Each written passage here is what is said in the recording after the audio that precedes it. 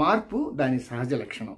మారే కాలంతో పరిస్థితులు, సమస్యలు, సంప్రదాయాలు, విలువలు కూడా మారుతూనే ఉంటాయి. ఈ శాశ్వత సృష్టిని మారే కాలాన్ని దృష్టిలో ఉంచుకొని కాలానుగుణంగా మార్గదర్శనాన్ని ఇవ్వగల సాహిత్యాన్ని సమాజానికి అందివ్వవలసిన బాధ్యత ఎంతైనా ఉంది. అన్ని రకాల మానసిక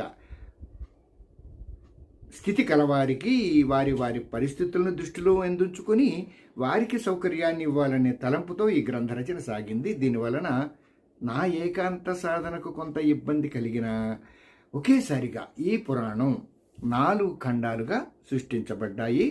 ఈ యుగ పురాణాన్ని సనాతనమైన 18 పురాణాల లాగానే 18 ఖండాలుగా లిఖించాలనే కోరిక ఉన్నది.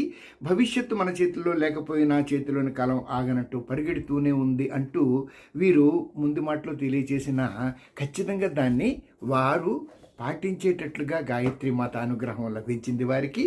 ప్రజ్ఞాపురాణంలో 4 ఖండాలుగా ఉన్నాయి.